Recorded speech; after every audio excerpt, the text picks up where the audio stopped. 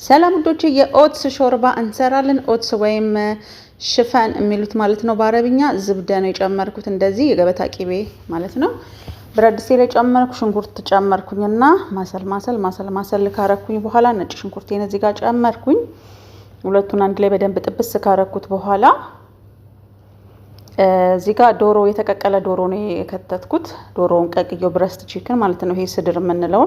ከዛ ካሮት በትንንሹ የተቆራረጠ ጨመርኩኝ። አንድ ላይ ሁሉንም በደንብ እንደዚህ አቁላላው። ትንሽ ጥብስ ይበል።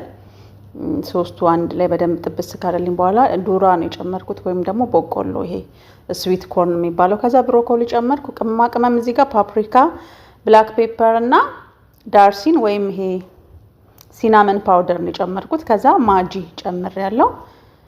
ከዛ አንድ ላይ በደንብ እንደዚህ እንትን ካልኩ በኋላ ጨውን በኋላ ነው መከተው። እዚህ ጋር ኦትሱ ነው ወይም ሽፈን የምንለው ነው። እዚህ ጋር በመጠኑ ጨመርኩኝ ማለት ነው። አንድ ላይ ውሃ ሳልጨምር በፊት። ከዛ ውሃዬን በልኩ ጨመርኩ። ቀዝቃዛ ውሃ ነው ያደረኩት። እናንተ ሞቅም ካረጋችሁ ትችላላችሁ። ቀዝቃዛ ውሃ አደረኩኝ። ከዛ በመፈልገው እንደዚህ በሰለልኝ ማለት ነው። ብዙም ሳይወፍር ብዙም ሳይቀጥን። ሲወፍርልኝ ኩኪንግ ክሬም ነው የጨመርኩት። እዚህ ጋር ለምግብነት የምንጠቀመውን ክሬም ማለት ነው። ኩኪንግ ክሬም ይሄኛውን ማለት ነው የተጠቀምኩት። ከዛ በደንብ እንደዚህ ማሰል አድርጉና ስቀምሰው ጨው ትንሽ ያንሰዋል፣ ጨው ጨመርኩኝ። ማጂ ስለጨመርኩ ምናልባት ይበቃዋል ብዬ ነበረ፣ ትንሽ ስለአነሰው ጨው ጨመርኩ። ከዛ አንድ ላይ እንዲህ በደንብ በሰለልኝ።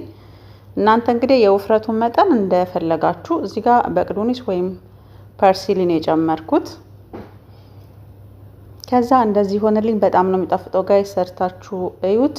በተለይ ለህፃናት ቬጂቴብልም ስላለው በጣም አሪፍ ነው። ስለምታዩኝ አመሰግናለሁ። ቴንክ ዩ ጋይስ ባይ